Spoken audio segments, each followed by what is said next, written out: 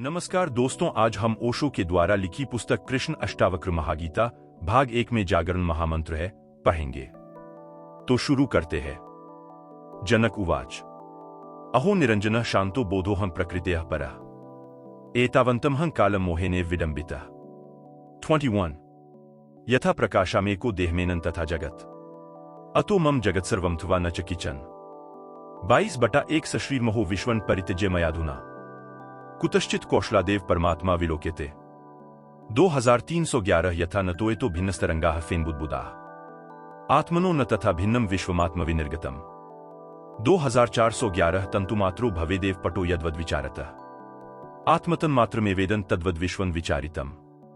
25 यथैवेक्षुर्से क्लिप्ता तेन व्याप्तेव शर्करा तथा विश्वमयी क्लिप्तं मया व्याप्तं निरन्तरम्।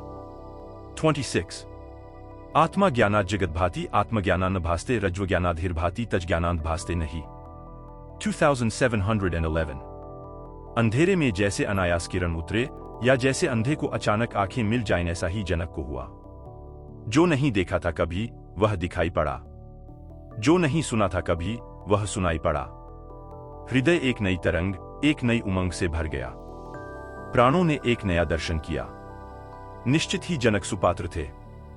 वर्षा होती है, पहाड़ों पर होती है, पहाड़ खाली रह जाते हैं क्योंकि पहले से ही भरे हैं। झीलों में होती है, खाली झीलें भर जाती हैं। जो खाली है वही सुपात्र है, जो भरा है अपात्र है।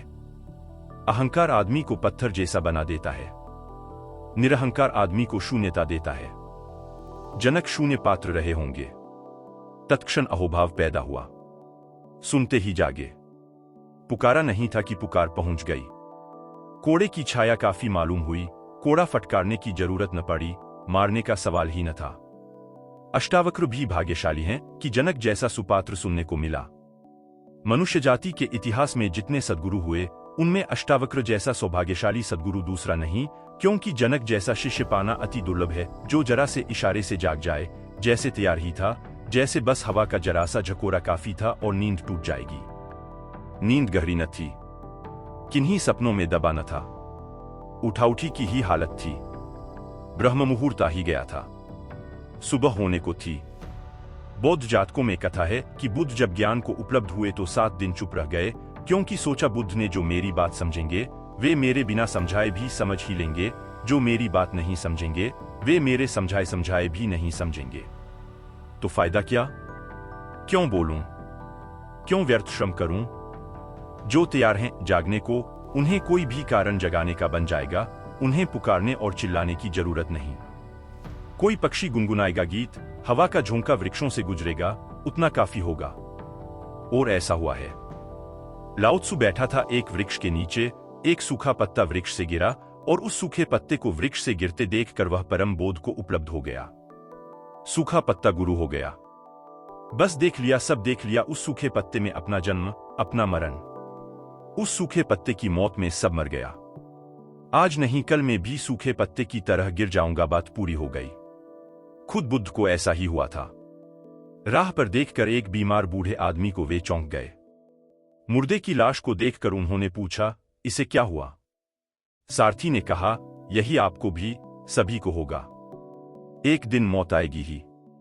फिर बुद्ध ने कहा, लौटा लो रथ घर की ओर वापस, अब कहीं जाने को न रहा। जब मौत आ रही है, जीवन व्यर्थ हो गया। तुमने भी राह से निकलती लाशें देखी हैं। तुम भी राह के किनारे खड़े होकर क्षण भर को सहानुभूति प्रकट किए हो। तुम कहते हो, बहुत बुरा हुआ, बेचारा मर गया। अभी तो जवान था, अभी तो घर गृहस्थी कच्ची थी। बुरा हुआ। तुमने दया की है जो मर गया उस पर। तुम्हें जरा भी दया अपने पर नहीं आई कि उस मरने वाले में तुम्हारे मरने की खबर आ गई, कि जैसे आज यह अर्थी पर बंधा जा रहा है, कल नहीं परसों तुम भी बंधे चले जाओगे। जैसे आज तुम राह के किनारे खड़े होकर इस पर सहानुभूति प्रकट कर रहे हो, दूसरे लोग राह के किनारे खड़े होकर सहानुभूति प्रकट करेंगे। अवश्य तुम इतने होओगे कि धन्यवाद भी न दे सकोगे। यह जो लाश जा रही है, यह तुम्हारी है। देखने वाला हो, आंख हो, गहरी हो, प्रगाढ़ चैतन्य हो, तो बस एक आदमी मरा कि सारी मनुष्यता मर गई, कि जीवन व्यर्थ हो गया। बुद्ध चले गए थे छोड़कर। तो जब उन्हें बोध हुआ तो उन्होंने सोचा कि जिसको जागना है वह बिना किसी के जगाए भी जग जाता है, उसे कोई भी बहाना काफी हो जाता है। कहते हैं एक जैन साधिका कुएं से पानी भरकर लौटती थी कि बांस टूट गया, घड़े नीचे गिर गए। पूर्णिमा की रात थी, घड़ों में चांद का प्रतिबिंब बन रहा था।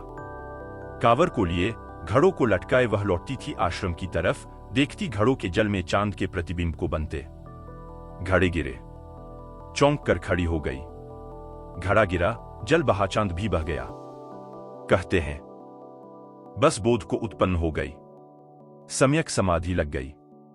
नाचती हुई लोटी, दिखाई पड़ गया कि यह जगत प्रतिबिंब से ज्यादा नहीं है। यह जो हम बनाए चले जा रहे हैं यह कभी भी टूट जाएगा। ये सब चांद खो जाएंगे, ये सब सुंदर कविताएं खो जाएंगी, ये मनमोहिनी सूरतें सब खो जाएंगी, ये सब पानी में बने प्रतिबिंब हैं। ऐसा दिख गया, बात खत्म हो गई। तो बुद्ध ने सोचा क्या सार है, किससे कहूंगा? जिसे जागना है वह मेरे बिना भी देर अबेर जाग ही जाएगा, थोड़े बहुत समय का अंतर पड़ेगा। और जिसे जागना नहीं है, चीखो चिल्लाओ, वह करवट लेकर सो जाता है। आंख भी खोलता है तो नाराजगी से देखता है कि क्यों नींद खराब कर रहे हो, तुम्हें कोई और काम नहीं? सोयो को सोने नहीं देते। शांति से नींद चल रही थी, तुम जगाने आ गए। तुम खुद ही किसी को कह दो कि सुबह मुझे जगा देना, जब वह जगाता है तो नाराजगी आती है। कहा तुम ही ने था कि ट्रेन पकड़नी है, सुबह जरा जल्दी 4 बजे उठा देना। जगाता है तो मारने की तबीयत होती है। इमैनुएल कांट बड़ा विचारक हुआ जर्मनी में। वह रोज 3 बजे रात उठता था, घड़ी के हिसाब से चलता था, घड़ी के कांटे के हिसाब से चलता था। कहते हैं जब वह यूनिवर्सिटी जाता था पढ़ाने तो घरों में लोग अपनी घड़ियां मिला लेते थे, क्योंकि वह नियम से वर्षों से 30 वर्ष निरंतर ठीक मिनट सेकंड के हिसाब से निकला था। लेकिन कभी बहुत सर्दी होती तो अपने नौकर को कह देता कि कुछ भी हो जाए 3 बजे उठाना। अगर मैं मारू पीटू भी तो तू फिक्र मत करना, तू भी मारना पीटना मगर उठाना। उसके घर नौकर न टिकते थे, क्योंकि यह बड़ी झंझट की बात थी। 3 बजे उठाएं तो वह बहुत नाराज होता था, न उठाएं तो सुबह जागकर नाराज होता था। और ऐसा नहीं था कि नाराज ही होता था, मारपीट होती, वह भी मारता। नौकर को भी कह रखा था तू फिक्र मत करना, उठना तो 3 बजे है ही, घसीटना उठाना, लेकिन 3 बजे उठाकर खड़ा कर देना। तू चिंता ही मत करना कि मैं क्या कर रहा हूं, उस वक्त में क्या कहता हूं, वह मत सुनना, क्योंकि उस वक्त में नींद में होता हूं। उस समय जो मैं कहता हूं वह सुनने की जरूरत नहीं। तो ऐसे लोग भी हैं। बुद्ध ने सोचा क्या सार है, जिसे सोना है वह मेरी चिल्लाहट पर भी सोता रहेगा, जिसे जागना है वह मेरे बिना बुलाए भी जाग ही जाएगा। 7 दिन वह बैठे रहे चुप। फिर देवताओं ने उनसे प्रार्थना की कि आप यह क्या कर रहे हैं? कभी कभी कोई बुद्धत्व को उपलब्ध होता है। भूख तरसती है, प्यासे लोग तरसते हैं कि मेघ बना है अब तो बरसेगा। आप चुप हैं, बरसे फूल खिला है, गंध को बहने दें। यह रसधार बहे, अनेक प्यासे हैं जन्मों जन्मों से। और आपका तर्क हमने सुन लिया। हम आपके मन को देख रहे हैं 7 दिन से निरंतर। आप कहते हैं कुछ हैं जो मेरे बिना बुलाए जग जाएंगे और कुछ हैं जो मेरे बुलाए बुलाए न जगेंगे, इसलिए आप चुप हैं। हम सोच समझ कर आए हैं। कुछ ऐसे भी हैं जो दोनों के बीच में खड़े हैं, उनको आप इनकार न कर सकेंगे। अगर कोई जगाएगा तो जग जाएंगे, अगर कोई न जगाएगा तो जन्मों जन्मों तक सोए रह जाएंगे। उन कुछ का ख्याल करें। आप जो कहते हैं वे होंगे 99% पर 1% उनका भी तो ख्याल करें जो ठीक सीमा पर खड़े हैं। कोई जगा देगा तो जग जाएंगे और कोई न जगाएगा तो सोए रह जाएंगे। बुद्ध को इसका उत्तर न सूझा, इसलिए बोलना पड़ा। देवताओं ने उन्हें राजी कर लिया, उन्होंने बात बेच दी। बुद्ध का ख्याल तो ठीक ही था, देवताओं का ख्याल भी ठीक था। तो 3 तरह के श्रोता हुए। एक जो जगाए न जगेंगे। दुनिया में अधिक भीड़ उन्हीं लोगों की है। सुनते हैं फिर भी नहीं सुनते, देखते हैं फिर भी नहीं देखते, समझ में आ जाता है फिर भी अपने को समझा बुझा लेते हैं, समझ को लीप पोत देते हैं। समझ में आ जाता है तो भी नासमझी को संभाले रखते हैं। नासमझी के साथ उनका बड़ा गहरा स्वार्थ बन गया है। पुराना परिचय छोड़ने में डर लगता है। फिर दूसरे तरह के श्रोता हैं जो बीच में हैं। कोई थोड़ा श्रम करे, कोई बुद्ध, कोई अष्टावक्र, कोई कृष्ण तो जग जाएंगे। अर्जुन ऐसे ही श्रोता थे। कृष्ण को मेहनत करनी पड़ी। कृष्ण को लंबी मेहनत करनी पड़ी। उसी लंबी मेहनत से गीता निर्मित हुई। अंत में जाकर अर्जुन को लगता है कि मेरे भ्रम दूर हुए, मेरे संशय गिरे, मैं तुम्हारी शरण आता हूं। मुझे दिखाई पड़ गया। लेकिन बड़ी जद्दोजहद हुई, बड़ा संघर्ष चला। फिर और भी श्रेष्ठ श्रोता है जनक की तरह, जिनसे कहा नहीं कि उन्होंने सुन लिया। इधर अष्टावक्र ने कहा होगा कि उधर जनक को दिखाई पड़ने लगा। आज के सूत्र जनक के वचन है। इतनी जल्दी, इतनी शीघ्रता से जनक को दिखाई पड़ गया कि अष्टावक्र जो कह रहे हैं बिल्कुल ठीक कह रहे हैं। चोट पड़ गई तो मैंने कहा वर्षा होती है। कभी ऐसी जमीन पर हो जाती है जो पथरीली है तो वर्षा तो हो जाती है, लेकिन अंकुर नहीं फूटते। फिर कभी ऐसी जमीन पर होती है जो थोड़ी बहुत कंकरीली है, अंकुर फूटते हैं, जितने फूटने थे उतने नहीं फूटते। फिर कभी ऐसी जमीन पर होती है जो बिल्कुल तैयार थी, जो उपजाऊ है, जिसमें कंकड़ पत्थर नहीं है, बड़ी फसल होती है। जनक ऐसी ही भूमि है। इशारा काफी हो गया। जनक की यह स्थिति समझने के लिए समझने योग्य है, क्योंकि तुम भी इन तीन में से कहीं होोगे, और यह तुम पर निर्भर है कि तुम इन तीन में से कहां होने की जिद करते हो। तुम साधारण जन हो सकते हो जिसने जिद कर रखी है कि सुनेगा नहीं, जिसने सत्य के खिलाफ लड़ने की कसम खा ली है। जो सुनेगा तो कुछ और सुन लेगा, सुनते ही व्याख्या कर लेगा, सुनते ही अपने को उसकी सुनी हुई बात के ऊपर डाल देगा, रंग लेगा, विकृत कर लेगा, कुछ का कुछ सुन लेगा।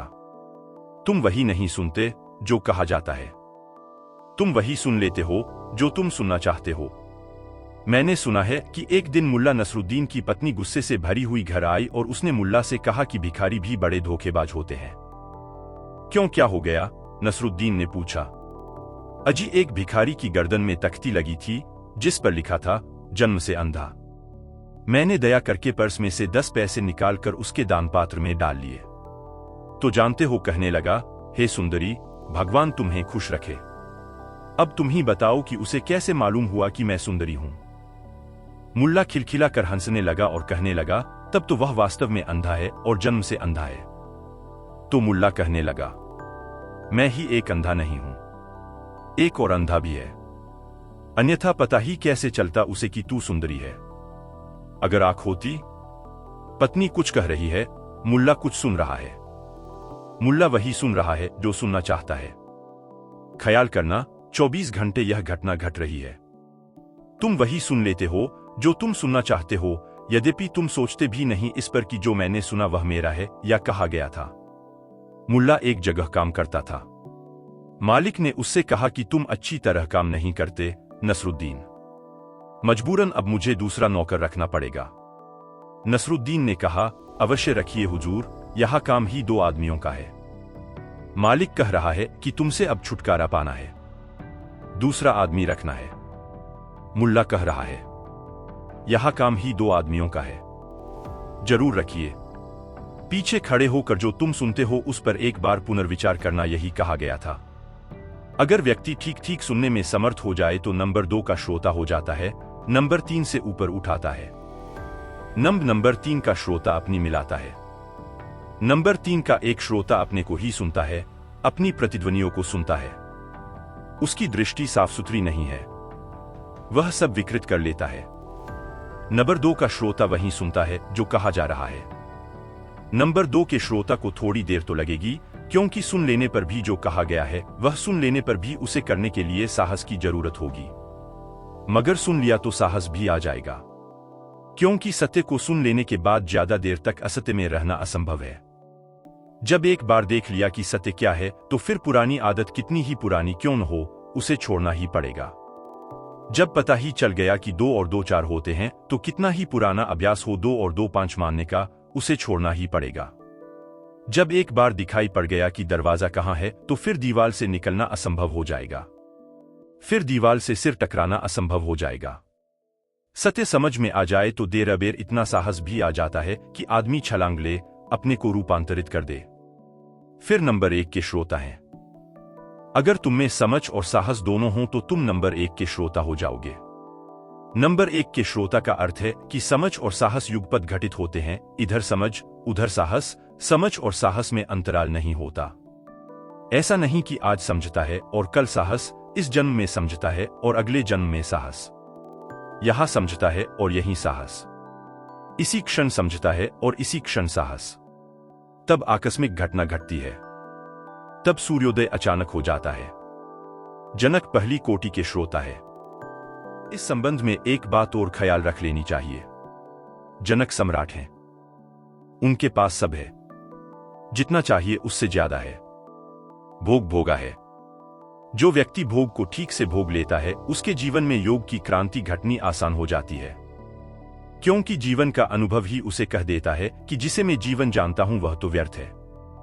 आधा काम तो जीवन ही कर देता है कि जिसे मैं जीवन जानता हूं वह व्यर्थ है। उसके मन में प्रश्न उठने लगते हैं कि फिर और जीवन कहां, फिर दूसरा जीवन कहां, फिर सत्य का जीवन कहां। लेकिन जिस व्यक्ति के जीवन में भोग नहीं है और सिर्फ भोग की आकांक्षा है, मिला नहीं है कुछ, सिर्फ मिलने की आकांक्षा है, उसे बड़ी कठिनाई होती है। इसलिए तुम चकित मत होना अगर भारत के सारे तीर्थंकर, सारे महाद्रष्टा जैनों के हों, बौद्धों के हों, हिंदुओं के हों, अगर सभी राजपुत्र थे तो आश्चर्यचकित मत होना, अकारण नहीं। इससे केवल इतनी ही सूचना मिलती है कि भोग के द्वारा ही आदमी भोग से मुक्त होता है। सम्राट को एक बात तो दिखाई पड़ जाती है कि धन में कुछ भी नहीं है, क्योंकि धन का अंबार लगा है और भीतर शून्य है, खालीपन है। सुंदर स्त्रियों का घेर लगा है और भीतर कुछ भी नहीं है। सुंदर महल हैं और भीतर सन्नाटा है, रेगिस्तान है। जब सब होता है तो स्पष्ट दिखाई पड़ने लगता है कि कुछ भी नहीं है। जब कुछ भी नहीं होता तो आदमी आशा के सहारे जीता है। आशा से छूटना बहुत मुश्किल है, क्योंकि आशा को परखने का कोई उपाय नहीं है। गरीब आदमी सोचता है कल धन मिलेगा तो सुख से जीऊंगा। अमीर आदमी को धन मिल चुका है, अब आशा का कोई उपाय नहीं। इसीलिए जब भी कोई समाज संपन्न होता है तो धार्मिक होता है। तुम आश्चर्यचकित मत होना अगर अमेरिका में धर्म की हवा जोर से फैलनी शुरू हुई है। यह सदा से हुआ है। जब भारत संपन्न था, अष्टावक्र के दिनों में संपन्न रहा होगा, बुद्ध के दिनों में संपन्न था, महावीर के दिनों में संपन्न था। जब भारत अपनी संपन्नता के शिखर पर था तब योग ने बड़ी ऊंचाइयां लीं, तब अध्यात्म ने आखिरी उड़ान भरी, क्योंकि तब लोगों को दिखाई पड़ा कि कुछ भी सार नहीं, सब मिल जाए तो भी कुछ सार नहीं। दीन दरिद्र होता है देश, तब बहुत कठिन होता है। मैं यह नहीं कहता हूं कि गरीब आदमी मुक्त नहीं हो सकता। गरीब आदमी मुक्त हो सकता है, गरीब आदमी धार्मिक हो सकता है, लेकिन गरीब समाज धार्मिक नहीं हो सकता। व्यक्ति तो अपवाद हो सकते हैं, उसके लिए बड़ी प्रगाढ़ता चाहिए। थोड़ा तुम सोचो। धन हो तो देख लेना कि धन व्यर्थ है, बहुत आसान है। धन न हो तो देख लेना कि धन व्यर्थ है, जरा कठिन है, अति कठिन है। जो नहीं है उसकी व्यर्थता कैसे परखो? तुम्हारे हाथ में सोना हो तो परख सकते हो कि सही है कि खोटा है। हाथ में सोना न हो, केवल सपने में हो, सपने का सोना कसने को तो कोई कसौटी बनी नहीं। वास्तविक सोना हो तो कसा जा सकता है। गरीब आदमी का धर्म वास्तविक धर्म नहीं होता। इसलिए गरीब आदमी जब मंदिर जाता है तो धन मांगता है, पद मांगता है, नौकरी मांगता है। बीमारी है तो बीमारी कैसे ठीक हो जाए यह मांगता है। बेटे को नौकरी नहीं लगती तो नौकरी कैसे लग जाए यह मांगता है। मंदिर भी एम्प्लॉयमेंट एक्सचेंज रह जाता है। मंदिर में भी प्रेम की और प्रार्थना की सुगंध नहीं उठती। अस्पताल जाना था, मंदिर आ गया है। नौकरी दिलाने वाले दफ्तर जाना था, मंदिर आ गया है। गरीब आदमी मंदिर में भी वही मांगता रहता है जो संसार में उसे नहीं मिल रहा है, जिसका अभाव संसार में है। हम वही मांगते हैं। लेकिन अगर तुम्हारे जीवन में सब हो, या तुम में इतनी प्रतिभा हो, या तुम में इतनी मेधा हो कि तुम केवल विचार करके जाग सको और देख सको कि सब होगा, तो भी क्या होगा? दूसरों के पास धन है, उन्हें क्या हुआ है? स्वयं के पास न भी हो तो फिर प्रतिभा चाहिए कि तुम देख सको जो महलों में रह रहे हैं, उन्हें क्या हुआ है? उनकी आंखों में तरंगे हैं आनंद की, उनके पैरों में नृत्य है, उनके आसपास गंध है परमात्मा की। जब उनको नहीं हुआ तो तुम्हें कैसे हो जाएगा? लेकिन यह थोड़ा कठिन है। अधिक लोग तो ऐसे हैं कि उनके पास खुद ही धन होता है तो नहीं दिखाई पड़ता है कि धन व्यर्थ है, तो फिर यह सोचना कि जब धन न होगा तब दिखाई पड़ जाएगा। पड़ सकता है, संभावना तो है, पर बड़ी दूर की संभावना है। बुद्ध के लिए आसान रहा होगा जाग जाना, जनक के लिए आसान रहा होगा जाग जाना, अर्जुन के लिए भी आसान रहा होगा जाग जाना, कबीर के लिए बड़ा कठिन रहा होगा, दादू के लिए, सहजों के लिए बड़ा कठिन रहा होगा, क्राइस्ट के लिए, मोहम्मद के लिए बड़ा कठिन रहा होगा, क्योंकि इनके पास नहीं था और जागे। जीवन में जो हमारे पास नहीं है उसकी कामना हमें घेरती है, उसकी कामना हमें पकड़े रहती है। कल रात में एक गीत पढ़ता था, मैं चाहता हूं इसलिए एक जन्म और लेना कि मुझको उसमें शायद मिल जाए ऐसी हमदम की जिसको आता हो प्यार देना, जो सुबह उठकर मेरी तरफ मुस्कुरा के देखे, दिलो जिगर में समा के देखे, जो दोपहर को बहुत से कामों के दरमियां हो उदास मुझ बिन गुजार दे इंतजार में दिन, जो शाम को यूं करे स्वागत तमाम, चाहत तमाम राहत से राम कर ले, जन्म मरण से रिहाई देकर मुझे रहीने दवाम कर ले। एक ऐसी हमदम की आरजू है जो मेरे सुख को वफा की ज्योति का संग दे दे, मेरे दुख को भी अपने गर्म आंसुओं के मोतियों का रंग दे दे, जो घर में इफलास का समय हो न तिल मिलाए, सफर कठिन हो तो उसके माथे पे बल न आए, एक ऐसी हमदम मिलेगी अगले जन्म में शायद कि जिसको आता हो प्यार देना, मैं चाहता हूं इसलिए एक जन्म और लेना। जो नहीं मिला है, किसी को प्रेयसी नहीं मिली है, किसी को धन नहीं मिला है, किसी को पद नहीं मिला है, किसी को प्रतिष्ठा नहीं मिली है, तो हम और एक जन्म लेना चाहते हैं। अनंत जन्म हम ले चुके हैं, लेकिन कुछ न कुछ कमी रह जाती है, कुछ न कुछ खाली रह जाता है, कुछ न कुछ ओछा रह जाता है, उसके लिए अगला जन्म और अगला जन्म। वासनाओं का कोई अंत नहीं है, जरूरतें बहुत थोड़ी हैं, कामनाओं की कोई सीमा नहीं है, उन्हीं कामनाओं के सहारे आदमी जीता चला जाता है। ध्यान रखना, धन नहीं बंधता, धन की आकांक्षा बांधती है, पद नहीं बांधता, पद की आकांक्षा बांधती है, प्रतिष्ठा नहीं बांधती, प्रतिष्ठा की आकांक्षा बांधती है। जनक के पास सब था, देख लिया सब, तैयार ही खड़े थे जैसे कि कोई जरा सा इशारा कर दे जाग जाएं। सब सपने व्यर्थ हो चुके थे, नींद टूटी टूटी होने को थी। इसीलिए मैं कहता हूं अष्टावक्र को परम शिष्य मिला। जनक ने कहा, मैं निर्दोष हूं, शांत हूं, बोध हूं, प्रकृति से परे हूं। आश्चर्य, अहो कि मैं इतने काल तक मोह के द्वारा बस ठगा गया हूं। उतरने लगी किरण, अहो निरंजना। आश्चर्य, सुना अष्टावक्र को कि तू निरंजन है, निर्दोष है। सुनते ही पहुंच गई किरण प्राणों की आखिरी गहराई तक, जैसे सुई चुभ जाए सीधी। अहो निरंजना शांतो बोधो हम प्रकृतिः परः। आश्चर्य, क्या कहते हैं आप? मैं निर्दोष हूं, शांत हूं, बोध हूं, प्रकृति से परे हूं। आश्चर्य कि इतने काल तक मैं मोह के द्वारा बस ठगा गया हूं। एतावंतमहं कालम मोहेने विडंबितः। चौंक गए जनक। जो सुना वह कभी सुना नहीं था, अष्टावक्र में जो देखा वह कभी देखा नहीं था।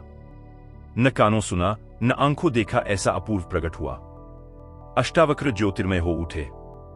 उनकी आभा के मंडल में जनक चकित हो गए। अहो, बोध हुआ कि मैं निरंजन हूं, एकदम भरोसा नहीं आता, विश्वास नहीं आता। सत्य इतना अविश्वसनीय है क्योंकि हमने असत्य पर इतने लंबे जन्मों तक विश्वास किया है। सोचो, अंधे की अचानक आंख खुल जाए तो क्या अंधा विश्वास कर सकेगा कि प्रकाश है? रंग हैं, ये हजार हजार रंग, ये इंद्रधनुष, ये फूल, ये वृक्ष, ये चांद तारे। एकदम से अंधे की आंख खुल जाए तो वह कहेगा, अहो आश्चर्य है, मैं तो सोच भी न सकता था कि यह है, और यह है, और मैंने तो इसका कभी सपना भी न देखा था। प्रकाश तो दूर, अंधे आदमी को अंधेरे का भी पता नहीं होता। तुम साधारणतः सोचते होगे कि अंधा आदमी अंधेरे में रहता है, तो तुम गलत सोचते हो। अंधेरा देखने के लिए भी आंख चाहिए। तुम आंख बंद करते हो तो तुम्हें अंधेरा दिखाई पड़ता है, क्योंकि आंख खोलकर तुम प्रकाश को जानते हो। लेकिन जिसकी कभी आंख ही नहीं खुली वह अंधेरा भी नहीं जानता। प्रकाश तो दूर, अंधेरे से भी पहचान नहीं है। कोई उपाय नहीं अंधे के पास कि सपना देख सके इंद्रधनुषों का। लेकिन जब आंख खोलकर देखेगा तो यह सारा जगत अविश्वसनीय मालूम होगा, भरोसा न आएगा। जनक को भी एक धक्का लगा है। एक चौंक पैदा हुई। अचंभे से भर गए हैं। कहने लगे, अहो, मैं निर्दोष।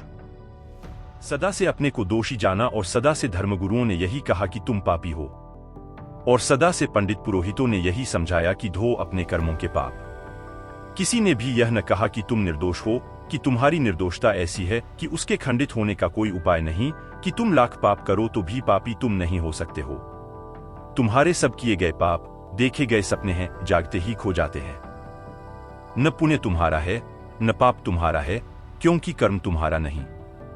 कृत्य तुम्हारे नहीं, क्योंकि कर्ता तुम नहीं हो, तुम केवल दृष्टा साक्षी हो। मैं निर्दोष हूं, चौंक कर जनक ने कहा। मैं शांत हूं, क्योंकि जानी तो है केवल अशांति। तुमने कभी शांति जानी है? साधारणतः तुम कहते हो कि हो, लेकिन बहुत गौर करोगे तो तुम पाओगे जिसे तुम शांति कहते हो वह केवल दो अशांतियों के बीच का थोड़ा सा समय है। अंग्रेजी में शब्द है कोल्ड वार। वह शब्द बड़ा अच्छा है, ठंडा युद्ध। दो युद्धों के बीच में ठंडा युद्ध चलता है। दो गर्म युद्ध, बीच में ठंडा युद्ध, मगर युद्ध तो जारी रहता है। पहला महायुद्ध खत्म हुआ, दूसरा महायुद्ध शुरू हुआ। कई वर्ष बीते, कोई 20 वर्ष बीते, लेकिन वे 20 वर्ष ठंडे युद्ध के थे।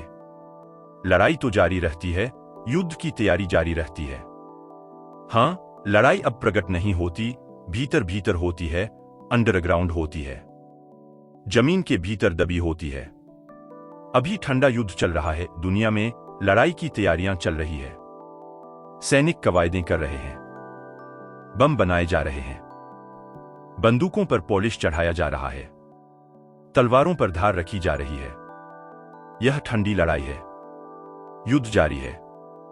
यह किसी भी दिन भड़केगा, किसी भी दिन युद्ध खड़ा हो जाएगा। जिसको तुम शांति कहते हो वह ठंडी अशांति है। कभी उत्तप्त हो जाते हो तो गर्म अशांति। दो गर्म अशांतियों के बीच में जो थोड़े से समय बीतते हैं, जिनको तुम शांति के कहते हो, वह शांति के नहीं हैं, वह केवल ठंडी अशांति के हैं। पारा बहुत ऊपर नहीं चढ़ा है, ताप बहुत ज्यादा नहीं है, संभाल पाते हो इतना है। लेकिन शांति तुमने जानी नहीं। दो अशांतियों के बीच में कहीं शांति ते हो सकती है, और दो युद्धों के बीच में कहीं शांति हो सकती है। शांति जिसने जानी है, उसकी अशांति सदा के लिए समाप्त हो जाती है।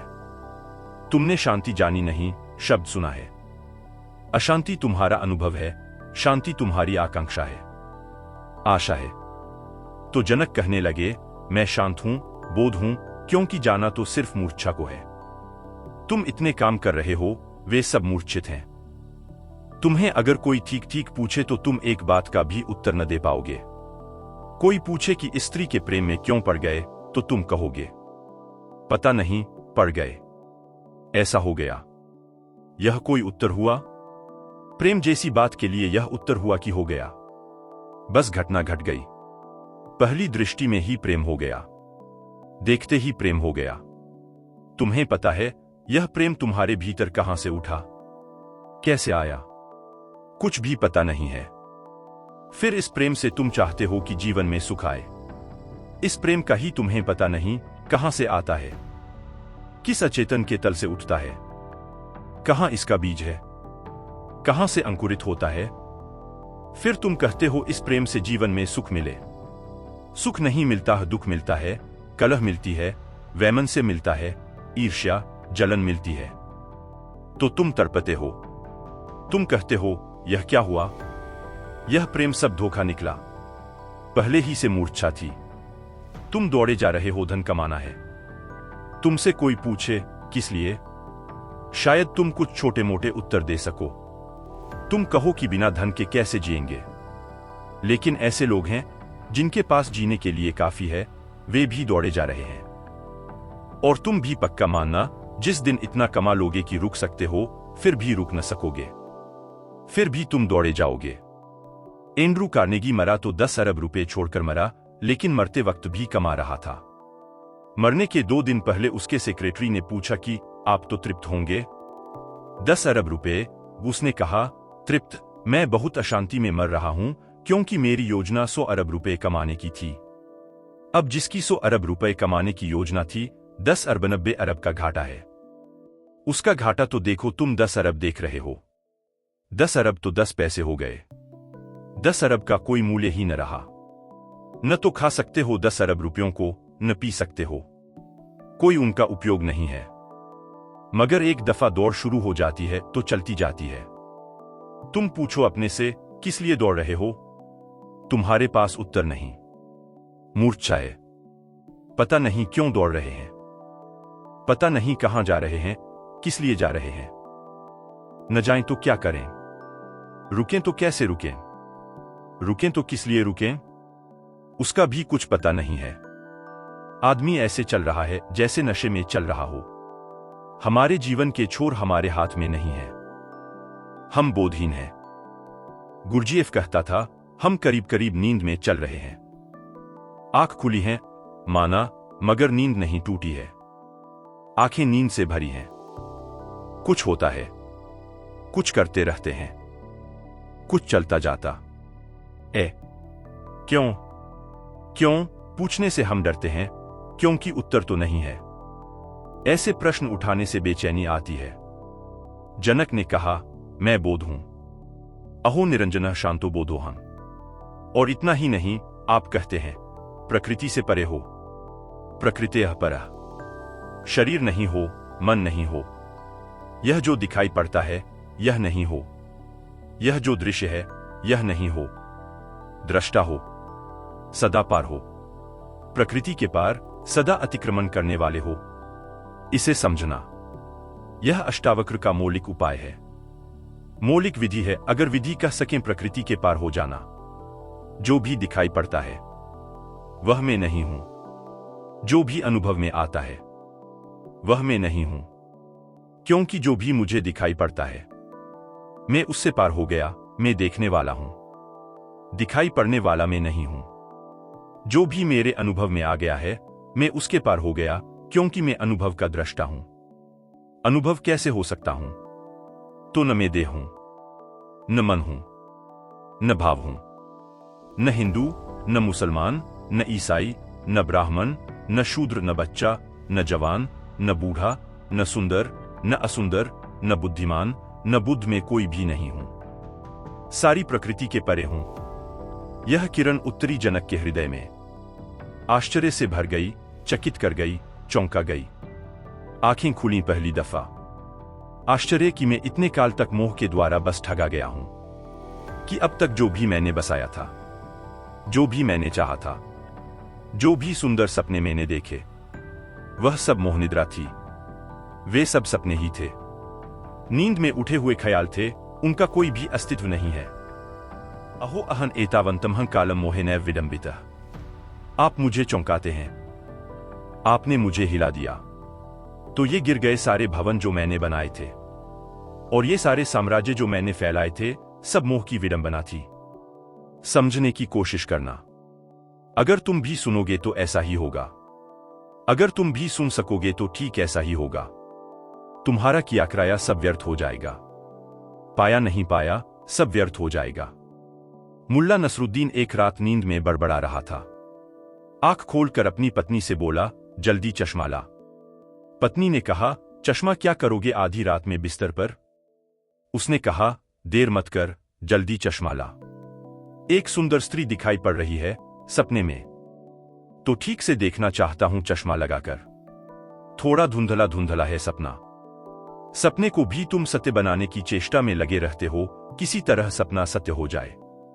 तुम चाहते नहीं कि कोई तुम्हारे सपने को सपना कहे, तुम नाराज होते हो। संतों को हमने ऐसे ही थोड़ी जहर दिया, ऐसे ही थोड़ी पत्थर मारे, उन्होंने हमें खूब नाराज किया। हम सपना देखते थे, वे हमें हिलाने लगे। हम गहरी नींद में थे, वे हमें जगाने लगे। हमसे बिना पूछे हमारी नींद तोड़ने लगे, अलार्म बजाने लगे। नाराजगी स्वाभाविक थी, लेकिन अगर सुनोगे तो तुम कृतज्ञ हो जाओगे, तुम सदा के लिए कृतज्ञता का अनुभव करोगे। ख्याल करो, कृष्ण की गीता में जब कृष्ण बोलते हैं तो अर्जुन प्रश्न उठाता है। अष्टावक्र की गीता में अष्टावक्र बोले, जनक ने कोई प्रश्न नहीं उठाया। जनक ने सिर्फ अहोभाव प्रकट किया। जनक ने सिर्फ स्वीकृति दी। जनक ने सिर्फ इतना कहा कि चौंका दिया प्रभु मुझे, जगा दिया मुझे, पूछने को कुछ नहीं है। जनक को प्रतीति होने लगी कि मैं निर्दोष हूं, कि मैं शांत हूं, कि मैं बोध हूं, प्रकृति से परे हूं। यह हमें कठिन लगता है। इतनी जल्दी हो गया। हमें लगता है थोड़ा समय लगना चाहिए। हमें बड़ी हैरानी होती है, इतनी शीघ्रता से, इतनी त्वरा से घटना घटी। जैन फकीरों के जीवन में बहुत से उल्लेख हैं। अब जैन पर किताबें पूर्व में, पश्चिम में सब तरफ फैलनी शुरू हुई हैं, तो लोग पढ़कर बड़े हैरान होते हैं, क्योंकि उनमें ऐसे हजारों उल्लेख हैं, जबकि बस क्षण भर में फकीर जाग गया और बोध को उपलब्ध हो गया। हमें भरोसा नहीं आता, क्योंकि हम तो बड़े उपाय करते हैं, फिर भी बोध को उपलब्ध नहीं होते हैं। श्रम करते हैं, फिर भी ध्यान नहीं लगता। जब करने बैठते हैं, तब करने बैठते हैं। मन उचाट रहता है। और यह जनक एक क्षण में जाग ही गए। कभी कभी ऐसा होता है। तुम्हारी पात्रता पर निर्भर है। तुम्हारी पात्रता में जितनी कमी होगी उतनी देर लग जाएगी। देरी घटना के कारण नहीं है। घटना तो अभी घट सकती है। जैसा बार बार अष्टावक्र कहते हैं, सुखी भव, अभी हो जा सुखी। मुक्त हो, अभी हो जा मुक्त। इसी क्षण। घटना तो अभी घटती है, देर लगती है हमारी पात्रता के कारण। हमारी पात्रता ही नहीं है, तो जो समय लगता है वह बीच में जो पत्थर पड़े हैं उन्हें हटाने में लगता है। झरना तो अभी फूट सकता है, झरना तो तैयार है, झरना तो तरंगित है, झरना तो प्रतीक्षा कर रहा है कि हटाओ पत्थर, मैं दौड़ पहुं सागर की तरफ। लेकिन कितने पत्थर बीच में पड़े हैं और कितनी बड़ी चट्टानें पड़ी है, इस पर निर्भर करेगा। झरने के निकलने में देर नहीं है। झरने की राह खुली है, बंद तो नहीं है। कहीं से झरना अभी फूट जाएगा, कहीं थोड़ा खोदना पड़ेगा, कहीं बड़ी चट्टान हो सकती है, डायनामाइट लगाना पड़े। पर तीनों ही स्थितियों में, चाहे अभी झरना फूटे, चाहे घड़ी भर बाद फूटे, चाहे जन्मों बाद फूटे, झरना तो सदा मौजूद था। बाधा झरने के फूटने में न थी, बाधा झरने के प्रकट होने के बीच पड़े पत्थर के कारण थी। जनक की चेतना पर कोई भी पत्थर न रहा होगा। होभाव प्रकट हो गया, कृतज्ञता का ज्ञापन हो गया। नाच उठे, मगन हो गए। जैसे इस देह को मैं अकेला ही प्रकाशित करता हूं, जनक ने कहा, वैसे ही संसार को भी प्रकाशित करता हूं। इसलिए तो मेरा संपूर्ण संसार है, अथवा मेरा कुछ भी नहीं। यह आस्तिकता है। अर्जुन तो नास्तिक है। अर्जुन तो इनकार करता है। अर्जुन तो बार बार सवाल उठाता है। अर्जुन तो हजार संदेह करता है। अर्जुन तो इस तरफ से पूछता है, उस तरफ से पूछता है। जनक ने कुछ पूछा ही नहीं। इसलिए मैंने इस गीता को महागीता कहा है।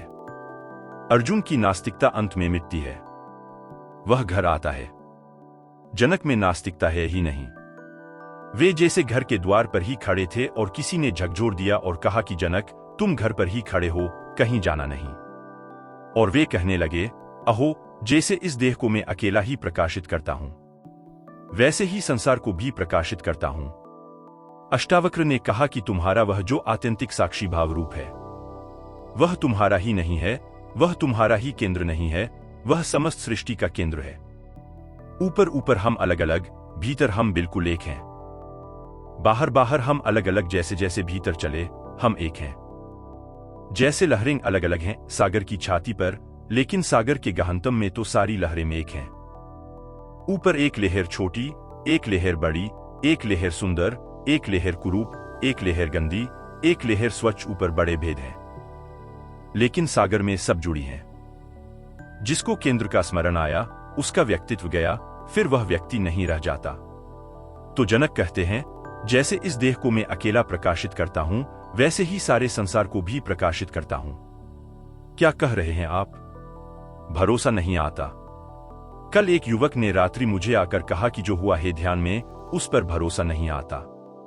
ठीक, जब कुछ होता है तो ऐसा ही होता है, भरोसा नहीं आता। हमारा भरोसा ही छोटी चीजों पर है, क्षुद्र पर है। जब विराट घटता है तो भरोसा आएगा कैसे? जब परमात्मा तुम्हारे सामने खड़ा होगा तो तुम आश्चर्यचकित और अवाक रह जाओगे। पश्चिम में एक बहुत बड़ा संत हुआ तरतुलियन। उसका वचन है, किसी ने पूछा कि तरतुलियन, ईश्वर के लिए कोई प्रमाण है? उसने कहा, एक ही प्रमाण है, ईश्वर है, क्योंकि वह भरोसे योग्य नहीं है। ईश्वर है, क्योंकि उस पर विश्वास नहीं आता। ईश्वर है क्योंकि वह असंभव है। यह बड़ी अनूठी बात तरतुलियन ने कही, ईश्वर है क्योंकि असंभव है। संभव तो संसार है, ईश्वर असंभव है। संभव तो क्षुद्र है, विराट तो असंभव है। लेकिन असंभव भी घटता है, तरतुलियन बोला। तुम राजी हो जाओ असंभव को, तो असंभव भी घटता है। जब घटता है तो बिल्कुल भरोसा नहीं आता। तुम्हारी सारी जड़ें उखड़ जाती हैं, भरोसा कहां आएगा? तुम मिट जाते हो जब घटता है, तो भरोसा किसको आएगा? तुम बिखर जाते हो जब घटता है। तुम अब तक अंधेरे जैसे हो, जब उसका सूरज निकलेगा तो तुम विसर्जित हो जाओगे।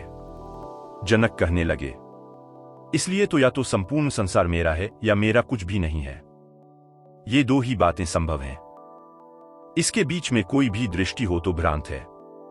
या तो संपूर्ण संसार मेरा है क्योंकि मैं परमात्मा का हिस्सा हूं, चूंकि मैं परमात्मा हूं, चूंकि मैं सारे संसार का केंद्र हूं, चूंकि मेरा साक्षी सारे संसार का साक्षी है।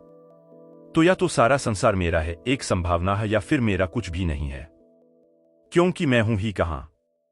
साक्षी में मैं तो नहीं बचता, सिर्फ साक्षी भाव बचता है। वहां दावेदार तो बचता नहीं, कौन दावा करेगा कि सब मेरा है? तो जनक कहते हैं, दो संभावनाएं हैं। ये दो अभिव्यक्तियां हैं, धर्म की, या तो पूर्ण या शून्य।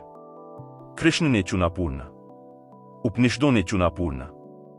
उस पूर्ण से ही सब निकलता, फिर भी पीछे पूर्ण शेष रह जाता है। उस पूर्ण में ही सब लीन होता, फिर भी पूर्ण न घटता न बढ़ता। उपनिषदों ने, कृष्ण ने, हिंदुओं ने, सूफियों ने चुना पूर्ण, बुद्ध ने चुना शून्य। यह जो जनक ने वचन कहा कि इसलिए या तो सब मेरा है, मैं पूर्ण हूं, पूर्ण परात्पर ब्रह्मा हूं, और या फिर कुछ भी मेरा नहीं, मैं परम शून्य हूं, ये दोनों बातें ही सच हैं। बुद्ध का वक्तव्य अधूरा है, कृष्ण का वक्तव्य भी अधूरा है। जनक के इस वक्तव्य में पूरी बात हो जाती है। जनक कहते हैं, दोनों बातें कही जा सकती हैं। क्यों? क्योंकि अगर मैं ही सारे जगत का केंद्र हूं तो सारा जगत मेरा। लेकिन जब मैं सारे जगत का केंद्र होता हूं तो मैं ही नहीं होता, मेरा मेंपन तो बहुत पीछे छूट जाता है, धूल की तरह उड़ता रह जाता है पीछे। यात्री आगे निकल जाता, धूल पड़ी रह जाती है। तो फिर मेरा क्या? या फिर मेरा कुछ भी नहीं है। आत्म मम सर्वम जगत, या तो सब जगत मेरा है, अथवा मम किंचन, या फिर मेरा कुछ भी नहीं। आश्चर्य है कि शरीर सहित विश्व को त्याग कर किसी कुशलता से ही, अर्थात उपदेश से ही, अब मैं परमात्मा को देखता हूं। अहो सशरीरम विश्व परित्यज्य। आश्चर्य है कि मेरा शरीर गया, शरीर के साथ सारा जगत गया। त्याग घट गया। त्याग किया नहीं जाता। त्याग तो बोध की एक दशा है, त्याग कृत्य नहीं है। अगर कोई कहे मैंने त्याग किया, तो त्याग हुआ ही नहीं, उसने त्याग में भी भोग को बना लिया। अगर कोई कहे मैं त्यागी हूं, तो उसे त्याग का कोई भी पता नहीं, क्योंकि जब तक मैं है तब तक त्याग कैसा? त्याग का अर्थ छोड़ना नहीं है, त्याग का अर्थ जाग कर देखना है कि मेरा कुछ है ही नहीं। छोड़ू कैसे? छोड़ू क्या? पकड़ा हो तो छोड़ूं, हो तो छोड़ू। तुम सुबह उठकर यह तो नहीं कहते कि चलो अब सपने का त्याग करें। तुम यह तो नहीं कहते सुबह उठकर कि रात सपने में सम्राट बन गया था, बड़े स्वर्णमहल थे, रत्नजटित आभूषण थे, बड़े दूर दूर तक मेरा राज्य था, सुंदर पुत्र थे, पत्नी थी। सुबह उठकर तुम यह तो नहीं कहते कि चलो अब सब छोड़ता हूं। कहो तो तुम पागल मालूम पड़ोगे। अगर तुम सुबह उठकर गांव में ढिंढोरा पीटने लगो कि मैंने सब त्याग कर दिया है, राज्य का, धन का, वैभव का, पत्नी बच्चे सब छोड़ दिए, लोग चौंकेंगे। वे कहेंगे कौन सा राज्य? हमें तो पता ही नहीं कि तुम्हारे पास कोई राज्य भी था। तुम कहोगे रात सपने में, तो लोग हंसेंगे कि तुम पागल हो गए हो। सपने का राज्य छोड़ा तो नहीं जा सकता। इसलिए परम ज्ञान का सूत्र यही है कि जब तुम्हें दिखाई पड़ता है कि यह संसार कुछ भी नहीं है, तो छोड़ने की क्या बात है। लेकिन लोग हैं जो हिसाब रखते हैं कि कितना छोड़ा। एक मित्र मुझे मिलने आए थे, उनकी पत्नी भी साथ थी। मित्र का नाम है बड़े दानियों में। तो मित्र की पत्नी कहने लगी कि शायद आपको मेरे पति से परिचय नहीं, ये बड़े दानी है। कोई लाख रुपया दान कर दिया। पति ने जल्दी से पत्नी के हाथ पर हाथ रखा कि लाख नहीं, 1,10,000। यह दान न हुआ, यह हिसाब हुआ, यह सौदा हुआ, यह कौड़ी कौड़ी का हिसाब चल रहा है। अगर कहीं इनको परमात्मा मिल गया तो उसकी गर्दन पकड़ लेंगे कि 1,10,000 दिया था, बदले में क्या देते हो बोलो। दिया भी इसीलिए है कि शास्त्र कहते हैं कि यहां 1-2, वहां करोड़ गुना मिलता है। ऐसा धंधा कौन छोड़ेगा? करोड़ गुना सुना है ब्याज, कोई धंधा देखा? जुआरी भी इतने बड़े जुआरी नहीं, करोड़ गुना तो वहां भी नहीं मिलता है। यह तो जुआरीपन हुआ। इस आशा में छोड़ा है कि लाख छोड़ेंगे तो करोड़ गुना मिलेगा। यह लोभ का ही विस्तार हुआ। और लाख का हिसाब तो रुपए का मूल्य अभी समाप्त नहीं हुआ है। पहले तिजोरी में रुपए रखते थे, अब तिजोरी में रुपए की जगह क्या क्या त्याग किया है उसका हिसाब रख लिया है। मगर सपना टूटा नहीं। चीन में एक बड़ी प्राचीन कथा है कि एक सम्राट का एक ही बेटा था। वह बेटा मरणशैया पर पड़ा था। चिकित्सकों ने कह दिया हार कर कि हम कुछ कर न सकेंगे, बचेगा नहीं, बचना असंभव है। बीमारी ऐसी थी कि कोई इलाज नहीं था। 1-2 दिन की बात थी, कभी भी मर जाएगा। तो बाप रात भर जाग कर बैठा रहा। विदा देने की बात ही थी। आंख से आंसू बहते रहे, बैठा रहा। कोई 3 बजे करीब रात को झपकी लग गई बाप को बैठे बैठे ही। झपकी लगी तो एक सपना देखा कि एक बहुत बड़ा साम्राज्य है जिसका वह मालिक है। उसके 12 बेटे हैं, बड़े सुंदर, युवा, कुशल, बुद्धिमान, महारथी, योद्धा। उन जैसा कोई व्यक्ति नहीं संसार में। खूब धन का अंबार है, कोई सीमा नहीं। वह चक्रवर्ती है, सारे जगत पर उसका साम्राज्य है। ऐसा सपना देखता था। तभी बेटा मर गया। पत्नी दहाड़ मार कर रो उठी। उसकी आंख खुली, चौंका एकदम, किंकरत्वे विमूढ़ हो गया। क्योंकि अभी अभी एक दूसरा राज्य था, 12 बेटे थे, बड़ा धन था, वह सब चला गया और इधर यह बेटा मर गया। लेकिन वह ठगा सा रह गया। उसकी पत्नी ने समझा कि कहीं दिमाग तो खराब नहीं हो गया, क्योंकि बेटे से उसका बड़ा लगाव था। एक आंसू नहीं आ रहा आंख में। बेटा जिंदा था तो रोता था उसके लिए, अब बेटा मर गया तो रो नहीं रहा बाप। पत्नी ने उसे हिलाया और कहा, तुम्हें कुछ हो तो नहीं गया? रोते क्यों नहीं? उसने कहा, किस किस के लिए रो? 12 अभी थे, वे मर गए। बड़ा साम्राज्य था, वह चला गया। उनके लिए रो कि इसके लिए रो? अब मैं सोच रहा हूं कि किस किस के लिए रो। जैसे 12 गए वैसे 13 गए। बात समाप्त हो गई। उसने कहा, वह भी एक सपना था, यह भी एक सपना है। क्योंकि जब उस सपने को देख रहा था तो इस बेटे को बिल्कुल भूल गया था। ये राज्य तू सब भूल गए थे। अब वह सपना टूट गया तो तुम याद आ गए हो। आज रात फिर सो जाऊंगा, फिर तुम भूल जाओगे। तो जो आता जाता है अभी है, अभी नहीं, अब दोनों ही गए। अब मैं सपने से जागा, अब किसी सपने में न रमूंगा। हो गया बहुत, समय आ गया, फल पक गया, गिरने का वक्त है। जनक कहते हैं, आश्चर्य की शरीर सहित विश्व को त्याग कर। त्याग घट गया। अभी इंच भर भी हिले नहीं। जहां हैं वहीं हैं, उसी राजमहल में जहां अष्टावक्र को ले आए थे निमंत्रण देकर, बिठाया था सिंहासन पर, वहीं बैठे हैं अष्टावक्र के सामने। कहीं कुछ गए नहीं। राज्य चल रहा है, धन वैभव है। द्वार पर द्वारपाल खड़े हैं, नौकर सेवक पंखा झलते होंगे। सब कुछ ठीक वैसा का वैसा है। तिजोरी अपनी जगह है, धन अपनी जगह है। लेकिन जनक कहते हैं, आश्चर्य, त्याग घट गया। त्याग अंतर का है, त्याग भीतर का है, त्याग बोध का है। आश्चर्य कि इस शरीर सहित विश्व को त्याग कर किस कुशलता से, और किस कुशलता से यह बात घट गई कि पत्ता न हिला और क्रांति हो गई कि जरा सा घाव न बना और सर्जरी पूरी हो गई। किस कुशलता से, कैसा तुम्हारा उपदेश। अब मैं परमात्मा को देखता हूं, संसार दिखाई ही नहीं पड़ रहा है। सारी दृष्टि रूपांतरित हो गई।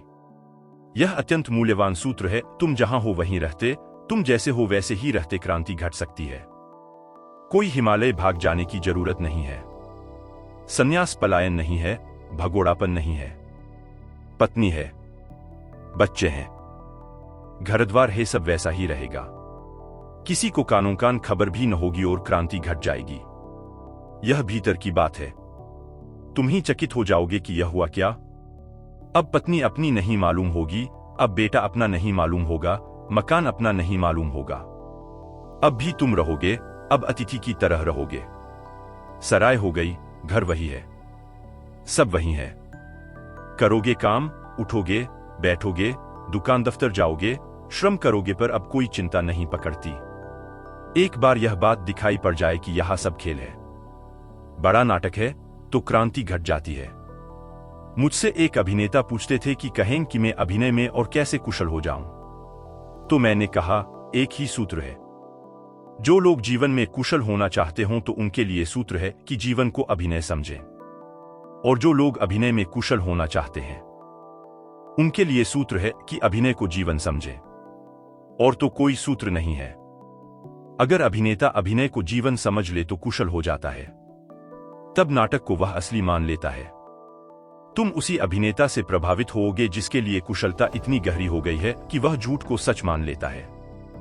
अगर अभिनेता झूठ को सच न मान पाए तो अभिनय में कुशल नहीं हो सकता, तो वह बाहर बाहर रहेगा, भीतर न हो पाएगा।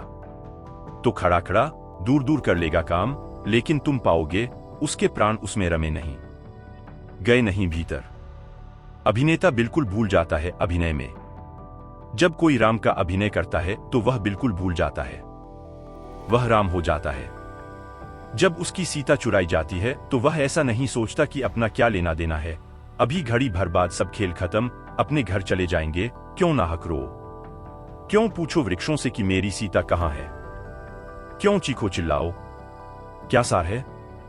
अपनी कोई सीता है कि कुछ और सीता वहां है भी नहीं, कोई दूसरा आदमी सीता बना है, कुछ लेना देना नहीं है। अगर वह अभिनय में खोए न तो अभिनय कुशल नहीं हो पाता। अभिनय की कुशलता यही है कि वह अभिनय को जीवन मान लेता है, वह बिल्कुल यथार्थ मान लेता है। उसकी ही सीता खो गई है। वे आंसू झूठ नहीं है, वे आंसू सच हैं। वह ऐसे ही रोता है जैसे उसकी प्रेसी खो गई हो, वह ऐसे ही लड़ता है, अभिनय को सच कर लेता है। जीवन में अगर कुशलता लानी हो तो जीवन को अभिनय समझ लेना। यह भी नाटक है। देर अबेर पर्दा उठेगा, देर अबेर सब विदा हो जाएंगे। मंच बड़ी है माना, पर मंच ही है, कितनी ही बड़ी हो। यहां घर मत बनाना, यहां सराय में ही ठहरना। यह प्रतीक्षालय है, यह क्यों लगा है। मौत आती जाती, लोग विदा होते चले जाते, तुम्हें विदा हो जाना है। यहां जड़े जमा कर खड़े हो जाने की कोई जरूरत नहीं, अन्यथा उतना ही दुख होगा। तो जो व्यक्ति इस संसार में जड़े नहीं जमाता वही व्यक्ति सन्यासी। जो यहां जमकर खड़ा नहीं हो जाता, जिसका पैर अंगद का पैर नहीं है, वही सन्यासी है। जो तत्पर है सदा जाने को इस जगत में, वही व्यक्ति सन्यासी है। जो बंजारा है, खानाबदोश है। शब्द खानाबदोश बहुत अच्छा है। इसका अर्थ होता है जिसका घर अपने कंधे पर है। खाना अर्थात घर, बदोश यानी कंधे पर जिसका घर अपने कंधे पर है। जो खानाबदोश है वही सन्यासी है। तंबू लगा लेना ज्यादा से ज्यादा, घर मत बनाना यहां। तंबू की कभी भी उखाड़ लो, क्षण भर भी देर न लगे। सराय कहते हैं सूफी फकीर हुआ इब्राहिम। पहले वह बल्ख का सम्राट था। एक रात उसने देखा कि सोया अपने महल में कोई छप्पर पर चल रहा है। उसने पूछा, कौन बदतमीज आधी रात को छप्पर पर चल रहा है, कौन है तू। उसने कहा, बदतमीज नहीं हूं, मेरा ऊंट खो गया है, उसे खोज रहा हूं। इब्राहिम को भी हंसी आ गई। उसने कहा, पागल, तू पागल है। ऊंट कहीं छप्परों पर मिलते हैं, अगर खो जाएं। यह भी तो सोच कि ऊंट छप्पर पर पहुंचेगा कैसे। ऊपर से आवाज आई, इसके पहले कि दूसरों को बदतमीज और पागल कह, अपने बाबत सोच। धन में, वैभव में, सुरासंगीत में सुख मिलता है। अगर धन में, वैभव में, सुरासंगीत में सुख मिल सकता है तो ऊंट भी छप्परों पर मिल सकते हैं। इब्राहिम चौंका। आधी रात थी, वह उठा, भागा। उसने आदमी दौड़ाए कि पकड़ो इस आदमी को, यह कुछ जानकार आदमी मालूम होता है। लेकिन तब तक वह आदमी निकल गया। इब्राहिम ने आदमी छुड़वा रखे राजधानी में कि पता लगाओ कौन आदमी था। कोई पहुंचा हुआ फकीर मालूम होता है। क्या बात कही, किस प्रयोजन से कही है? लेकिन रात भर इब्राहिम फिर सो न सका। दूसरे दिन सुबह जब वह दरबार में बैठा था तो वह उदास था, मलिनचित्त था, क्योंकि बात तो उसको चोट कर गई। जनक जैसा आदमी रहा होगा। चोट कर गई की बात तो ठीक ही कहता है। अगर यह आदमी पागल है तो मैं कौन सा बुद्धिमान हूं? किसको मिला है सुख संसार में? यही तो मैं भी खोज रहा हूं। सुख संसार में मिलता नहीं, और अगर मिल सकता है तो फिर ऊंट भी मिल सकता है। फिर असंभव घटता है, फिर कोई अड़चन नहीं है। पर यह आदमी कौन है? कैसे पहुंच गया छप्पर पर? फिर कैसे भाग गया? कहां गया? वह चिंता में बैठा है दरबार में। दरबार चल रहा है, काम की बातें चल रही हैं, लेकिन आज उसका मन यहां नहीं। मन कहीं उड़ गया। मन पक्षी किसी दूसरे लोक में जा चुका है। जैसे त्याग घट गया। एक छोटी सी बात, जैसे खुद अष्टावक्र छप्पर पर चढ़कर बोल गए। तभी उसने देखा कि दरवाजे पर कुछ झंझट चल रही है। एक आदमी भीतर आना चाहता है और दरबार से कह रहा है कि मैं इस सराय में रुकना चाहता हूं।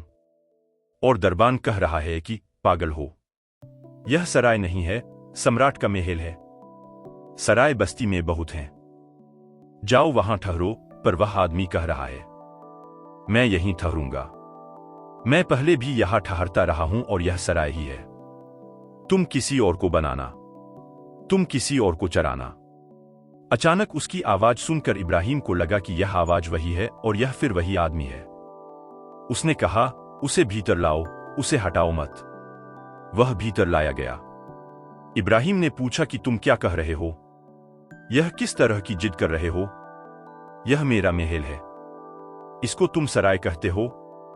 यह अपमान है। उसने कहा, अपमान हो या सम्मान हो, एक बात पूछता हूं कि मैं पहले भी यहां आया था, लेकिन तब इस सिंहासन पर कोई और बैठा था।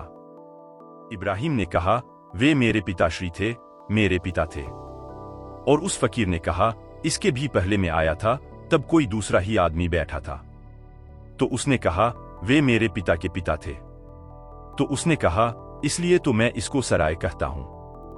यहां लोग बैठते हैं, चले जाते हैं, आते हैं, चले जाते हैं। तुम कितनी देर बैठोगे? मैं फिर आऊंगा, फिर कोई दूसरा बैठा हुआ मिलेगा। इसलिए तो सराय कहता हूं। यह घर नहीं है। घर तो वह है जहां बस गए तो बस गए, जहां से कोई हटा न सके, जहां से हटना संभव ही नहीं। इब्राहिम कहते हैं, सिंहासन से उतर गया और उसने उस फकीर से कहा कि प्रणाम करता हूं। यह सराय है, आप यहां रुकें, मैं जाता हूं। क्योंकि अब सराय में रुकने से क्या सार। इब्राहिम ने महल छोड़ दिया। पात्र रहा होगा, सुपात्र रहा होगा। जनक कहते हैं कि एक क्षण में मुझे दिखाई पड़ गया कि शरीर सहित विश्व को त्याग कर मैं संन्यस्त हो गया हूं। यह किस कुशलता से कर दिया? यह कैसा उपदेश दिया? यह कैसी कुशलता आपकी, यह कैसी कला आपकी। अहो शरीरम विश्वम परित्यज्य कुतश्चित कौशलात्। कैसी कुशलता, कैसे गुरु से मिलना हो गया। एव मया मधुना परमात्मा विलोक्यते। अब मुझे सिर्फ परमात्मा दिखाई पड़ रहा है, मुझे कुछ और दिखाई नहीं पड़ता। अब यह सब परमात्मा का ही रूप मालूम होता है, उसकी ही तरंगे हैं। जैसे जल से तरंग, फेन और बुलबुला भिन्न नहीं, वैसे ही आत्मविशिष्ट विश्व आत्मा से भिन्न नहीं। यथा न तोयतो भिन्नस्तरंगाः फेन बुद्बुदाः आत्मनो न तथा भिन्नम विश्वमात्म विनिर्गतम। जैसे पानी में लहरें उठती हैं, बुदबुदे उठते हैं, फेन उठता और जल से अलग नहीं, उठता उसी में है, उसी में खो जाता है। ऐसा ही परमात्मा से भिन्न यहां कुछ भी नहीं है।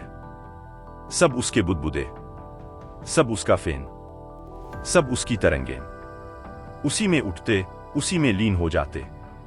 यथा तोयतः तरंगः फेन बुदबुदाः भिन्नाः न। ऐसे ही हम हैं। ऐसा मुझे दिखाई पड़ने लगा प्रभु।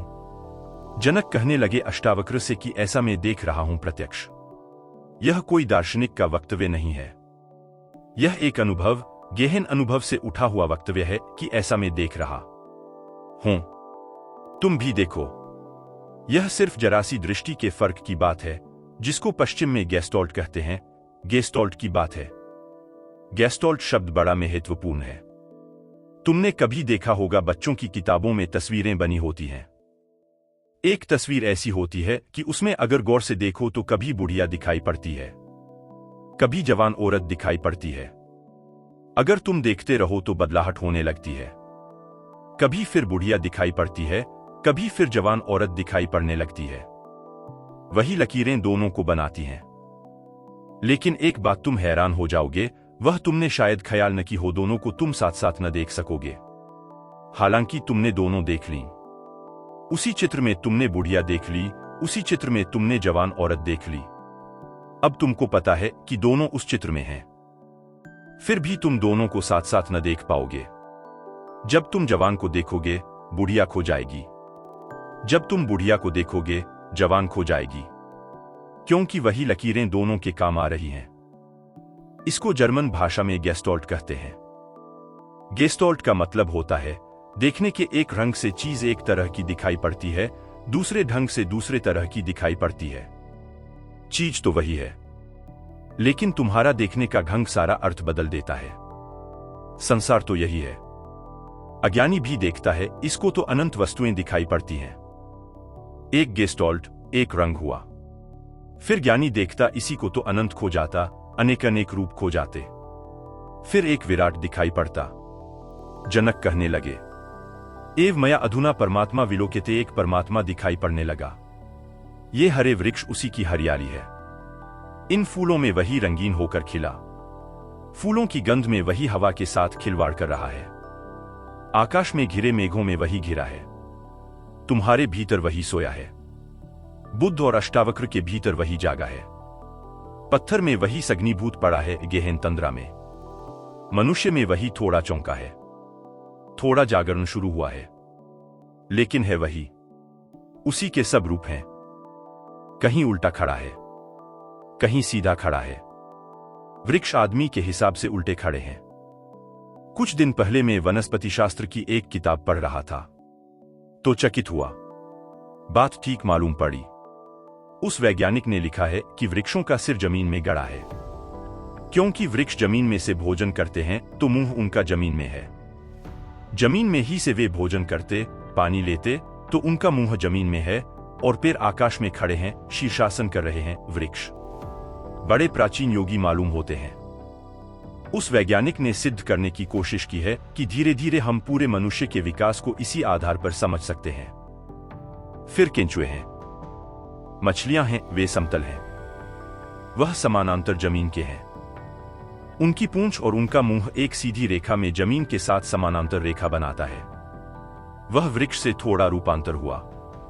फिर कुत्ते हैं, बिल्लियां हैं, शेर हैं, चीते हैं, इनका सिर थोड़ा उठा हुआ है। समानांतर से थोड़ी बदलाहट हुई, सिर थोड़ा ऊपर उठा। कौन बदला? फिर बंदर हैं, वे बैठ सकते हैं, वे करीब करीब जमीन से 90 का कोण बनाने लगे, लेकिन खड़े नहीं हो सकते। वे बैठे हुए आदमी हैं। वृक्ष शीर्षासन करते हुए आदमी है। फिर आदमी है, वह सीधा खड़ा हो गया, 90 का कोण बनाता। वृक्ष से ठीक उल्टा हो गया है। सिर ऊपर हो गया, पैर नीचे हो गए हैं। बात मुझे प्रीतिकर लगी। सभी एक का ही खेल है। कहीं उल्टा खड़ा, कहीं सीधा खड़ा, कहीं लेटा, कहीं सोया, कहीं जागा, कहीं दुख में डूबा, कहीं सुख में, कहीं अशांत, कहीं शांत, मगर तरंगें सब एक की है। यथा तोयतः तरंगाः फेन बुदबुदाः भिन्नाः न। जैसे जल से तरंग, फेन, बुदबुदा भिन्न नहीं, वैसे ही आत्मा से कुछ भी भिन्न नहीं है। सब अभिन्न है। इसे तुम देखो, सुनो मत। यह गेस्टॉल्ट के परिवर्तन की बात है। इसमें एक झलक में दिखाई पड़ सकता है। एक झलक। गौर से देखो तो धीरे से तुम पाओगे कि सब एक में तिरोहित हो गया और खो गया। एक विराट सागर लहरें मार रहा है। यह ज्यादा देर न टिकेगा, क्योंकि इसको टिकाने के लिए तुम्हारी क्षमता विकसित होनी चाहिए। लेकिन यह क्षण भर को भी दिखाई पड़े कि एक विराट लहरें मार रहा है। हम सब उसी की तरंगे हैं, एक ही सूरज प्रकाशित है, हम सब उसी की किरणें हैं। यहां एक ही संगीत बज रहा है, हम सब उसी के स्वर हैं। तो जीवन में क्रांति घट जाएगी। वह एक क्षण धीरे धीरे तुम्हारा शाश्वत स्वरूप बन जाएगा। इसे तुम चाहो तो पकड़ लो, चाहो तो चूक जाओ। जनक ने पकड़ लिया। रात में जागा। अंधकार की सिरकी के पीछे से मुझे लगा मैं सहसा सुन पाया सन्नाटे की कनबत्तियां धीमी रेहे से सुरीली परम गीत में, और गीत वह मुझसे बोला दुर्निवार, अरे तुम अभी तक नहीं जागे? और यह मुक्त स्रोत सा सभी ओर बह चला उजाला, अरे अभागे कितनी बार भरा अनदेखे, छलक छलक बह गया तुम्हारा प्याला। तुम पहली दफे नहीं सुन रहे हो, इन वचनों को बहुत बार सुन चुके हो। तुम अति प्राचीन हो सकता है अष्टावक्र से भी तुमने सुना हो। तुम में से कुछ ने तो निश्चित सुना होगा, कुछ ने बुद्ध से सुना हो, कुछ ने कृष्ण से, कुछ ने क्राइस्ट से, कुछ ने मोहम्मद से, किसी ने लाओत्सु से, जरथुस्त्र से। पृथ्वी पर इतने अनंत पुरुष हुए हैं, उन सबको तुम पार करके आते गए हो। इतने दिए जले हैं, असंभव है कि किसी दिए की रोशनी तुम्हारी आंखों में न पड़ी हो। तुम्हारा प्याला बहुत बार भरा गया है। अरे अभागे, कितनी बार भरा अनदेखे, छलक छलक बह गया तुम्हारा प्याला।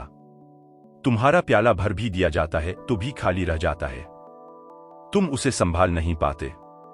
सुबह होने लगी, और बहुत बार सुबह हुई है, और बहुत बार सूरज निकला, पर तुम हो कि अपने अंधेरे को पकड़े बैठे हो। यह अभागापन तुम छोड़ोगे तो छूटेगा। जनक कहने लगे, एक ही दिखाई पड़ता है, मैं उसी एक में लीन हो गया हूं, वह एक मुझ में लीन हो गया है। वेद यह कहते हैं, जो इंसान त्यागी यानी सन्यासी है, वेदों से भी है बलातर उसकी, जगमग जग से बढ़कर वह बसता है, जगदीश्वर में उसमें बसता है जगदीश्वर। वेद यह कहते हैं, जो इंसान त्यागी यानी सन्यासी है, वेदों से भी है बलातर, वेदों से भी श्रेष्ठ है। क्यों किया? उसमें बसता है जगदीश्वर, वह बसता है जगदीश्वर में। उस घड़ी जनक की चेतना अलग न रही, एक होने लगी। चौंक गए हैं स्वयं। जैसे विचार करने से वस्त्र तंतु मात्र ही होता है, वैसे ही विचार करने से यह संसार आत्मसत्ता मात्र ही है। जाग कर देखने से, विवेक करने से, बोधपूर्वक देखने से। जैसे गौर से तुम वस्त्र को देखो तो पाओगे क्या? तंतुओं का जाल ही पाओगे। एक धागा आड़ा, एक धागा सीधा, ऐसे ही रख रख कर वस्त्र बन जाता है। तंतुओं का जाल है वस्त्र। फिर भी देखो मजा, तंतुओं को पहन न सकोगे, वस्त्र को पहन लेते हो। अगर धागे का घेर रख दिया जाए तो उसे पहन न सकोगे। यद्यपि वस्त्र भी धागे का घेर ही है, सिर्फ आयोजन का अंतर है। आड़ा तिरछा धागे की बुनावट है तो वस्त्र बन गया। तो वस्त्र से तुम ढाक लेते हो अपने को, लेकिन इससे क्या फर्क पड़ा? धागे ही रहे। कैसे तुमने रखे, इससे क्या फर्क पड़ता है? जनक कह रहे हैं कि परमात्मा कहीं हरा होकर वृक्ष है, कहीं लाल सुर्ख होकर गुलाब का फूल है, कहीं जल है, कहीं पहाड़ पर्वत है, कहीं चांद तारा है। ये सब उसी के चैतन्य की अलग अलग संघटनाएं हैं। जैसे वस्त्र को धागे से बुना जाता, फिर उससे ही तुम अनेक तरह के वस्त्र बुन लेते हो, गर्मी में पहनने के लिए जीने पतले, सर्दी में पहनने के लिए मोटे। फिर उससे ही तुम सुंदर असुंदर, गरीब के अमीर के, सब तरह के वस्त्र बुन लेते हो। उससे ही तुम हजार हजार रूप के निर्माण कर लेते हो। वैज्ञानिक कहते हैं कि सारा अस्तित्व एक ही ऊर्जा से बना है। उनका नाम है ऊर्जा के लिए विद्युत। नाम से क्या फर्क पड़ता है? लेकिन एक बात से वैज्ञानिक राजी हैं कि सारा अस्तित्व एक ही चीज से बना है। उसी एक चीज के अलग अलग ढांचे हैं। जैसे सोने के बहुत से आभूषण, सभी सोने के बने हैं, एंगला दो तो सोना बचे। आकार बड़े भिन्न, लेकिन आकार जिस पर खड़ा है वह भिन्न। यद्वत पटः तंतुमात्रन, जैसे वस्त्र केवल तंतुमात्र है। इदं विवम आत्मतन मात्रम, ऐसा ही यह सारा अस्तित्व भी आत्मारूपी तत्व से बुना गया है। और निश्चित ही विद्युत कहने से आत्मा कहना बेहतर है, क्योंकि विद्युत जड़ है, और विद्युत से चैतन्य के उत्पन्न होने की कोई संभावना नहीं है। और अगर विद्युत से चैतन्य होने की संभावना है तो फिर विद्युत को विद्युत कहना व्यर्थ है, क्योंकि जो पैदा हो सकता है वह छिपा होना चाहिए। चैतन्य दिखाई पड़ रहा है, चैतन्य प्रकट हुआ है, तो जो प्रकट हुआ है वह मूल में भी होना ही चाहिए, अन्यथा प्रकट कैसे होगा? तुमने आम का बीज बोया, आम का वृक्ष प्रकट हुआ, उसमें आम लग गए। तुमने नीम का बीज बोया, नीम प्रकट हुई, उसमें निमोलियां लग गईं। जो बीज में है वही प्रकट होता है, वही लगता है। इतना चैतन्य दिखाई पड़ता है दुनिया में, इतनी चेतना दिखाई पड़ती है, विभिन्न चेतना के रूप दिखाई पड़ते हैं। तो जो मूल संघट है इस अस्तित्व का, उसमें चैतन्य छुपा होना चाहिए। इसलिए विद्युत कहना उचित नहीं, आत्मा कहना ज्यादा उचित है। आत्मविद्युत कहो, मगर चैतन्य को वहां डालना ही होगा। जो दिखाई पड़ने लगा है वह आया है तो मूल में छिपा रहा होगा। जैसे विचार करने से वस्त्र तंतुमात्र ही होता है, वैसे ही विचार करने से यह संसार आत्ममात्र है। जैसे ईख के रस से बनी हुई शक्कर ईख के रस से व्याप्त है, वैसे ही मुझसे बना हुआ संसार मुझसे भी व्याप्त है। जैसे तुमने ईख से शक्कर निकाल ली तो शक्कर में ईख का रस व्याप्त है, ऐसे ही चैतन्य में परमात्मा व्याप्त है, मुझ में परमात्मा व्याप्त है, तुम में परमात्मा व्याप्त है और तुम परमात्मा में व्याप्त हो। आत्मा के अज्ञान से संसार भासता है। इसे समझना यह बहुत महत्वपूर्ण है। आत्मा के अज्ञान से संसार भासता है और आत्मा के ज्ञान से नहीं भासता। गेस्टोल्ट बदल जाता है, देखने का ढंग बदल जाता है। जैसे कि रस्सी के अज्ञान से सांप भासता है और उसके ज्ञान से वह नहीं भासता है। रात के अंधेरे में देख ली रस्सी, घबरा गए, समझा कि सांप है। भागने लगे, लकड़ियां लेकर मारने लगे। फिर कोई दिया ले आया तो लकड़ियां हाथ से गिर जाएंगी, भय विसर्जित हो जाएगा। प्रकाश में दिखाई पड़ गया है सांप नहीं है, रस्सी है। रस्सी को रस्सी की तरह न देख पाने के कारण सांप था। सांप था नहीं, सिर्फ आभास था। आत्मा को आत्मा की तरह न देख पाने के कारण संसार है। जिसने स्वयं को जाना उसका संसार मिट गया। इसका यह अर्थ नहीं कि द्वार दरवाजे, दीवाल, पहाड़ पत्थर खो जाएंगे।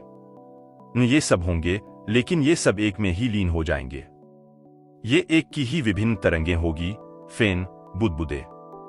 जिसने स्वयं को जाना उसका संसार समाप्त हुआ, और जिसने स्वयं को नहीं जाना उसका संसार कभी समाप्त नहीं होता। संसार छोड़ने से तुम स्वयं को न जान सकोगे, लेकिन स्वयं को जान लो तो संसार छूट गया। त्याग की दो धाराएं हैं। एक धारा है जो कहती है कि संसार को छोड़ो तो तुम स्वयं को जान सकोगे। दूसरी धारा है जो कहती है स्वयं को जान लो, संसार छूटा ही है। पहली धारा भ्रांत है। संसार को छोड़ने से नहीं तुम स्वयं को जान सकोगे, क्योंकि संसार के छोड़ने में भी संसार के होने का भ्रम बना रहता है। समझो थोड़ा। रस्सी पड़ी है, सांप दिखाई पड़ा। कोई तुमसे मिलता है, वह कहता है तुम सांप का भाव छोड़ दो तो तुम्हें रस्सी दिखाई पड़ जाएगी। तुम कहोगे सांप का भाव छोड़ कैसे दें? सांप दिखाई पड़ रहा है, रस्सी तो दिखाई पड़ती नहीं। तो तुम अगर हिम्मत करके राम राम जप कर किसी तरह अकड़ कर खड़े हो जाओ कि चलो नहीं सांप है, रस्सी है, रस्सी है, रस्सी है, तो भी तुम्हारे भीतर तो तुम जानोगे सांप ही है। किसको झुठला रहे हो? पास मत चले जाना, कोई झंझट न हो जाए। भागते तो तुम चले ही जाओगे। तुम कहोगे रस्सी है, माना कि रस्सी है, मगर पास क्यों जाएं? अब जो आदमी संसार छोड़कर भागता है वह कहता है संसार माया है, फिर भी भागता है। थोड़ा उससे पूछो कि अगर माया है तो भाग क्यों रहे हो? अगर है ही नहीं तो भाग कहां रहे हो? किसको छोड़कर जा रहे हो? वह कहता है धन तो मिट्टी है। तो फिर धन से इतने घबराए क्यों हो? फिर इतने भयभीत क्यों हो रहे हो? अगर धन मिट्टी है तो मिट्टी से तो तुम भयभीत नहीं होते, तो धन से क्यों भयभीत हो रहे हो? मिट्टी है। अगर दिखाई ही पड़ गया तो बात ठीक है, धन पड़ा रहे तो ठीक, न पड़ा रहे तो ठीक। कभी मिट्टी की जरूरत होती है तो आदमी मिट्टी का भी उपयोग करता है। धन की जरूरत हुई, धन का उपयोग कर लेता है। लेकिन अब यह सब स्वप्नवत है, खेल जैसा है। दूसरी धारा ज्यादा गहरी और सत्य के करीब है कि तुम दिया जलाओ और रस्सी को रस्सी की भांति देख लो तो संसार गया, सांप गया। आत्मा के अज्ञान से संसार भासता है और आत्मा के ज्ञान से नहीं भासता है। आत्मा को देख लो, संसार नहीं दिखाई पड़ता। संसार को देखो, आत्मा नहीं दिखाई पड़ती। दो में से एक ही दिखाई पड़ता है, दोनों साथ साथ दिखाई नहीं पड़ते। अगर तुम्हें संसार दिखाई पड़ रहा है तो आत्मा दिखाई नहीं पड़ेगी। आत्मा दिखाई पड़ने लगे, संसार दिखाई नहीं पड़ेगा। इन दोनों को साथ साथ देखने का कोई भी उपाय नहीं है। यह तो ऐसे ही है कि जैसे तुम कमरे में बैठे हो, अंधेरा अंधेरा दिखाई पड़ रहा है। फिर तुम रोशनी ले आओ कि जरा अंधेरे को गौर से देखें, रोशनी में देखें तो और साफ दिखाई पड़ेगा। फिर कुछ भी दिखाई न पड़ेगा।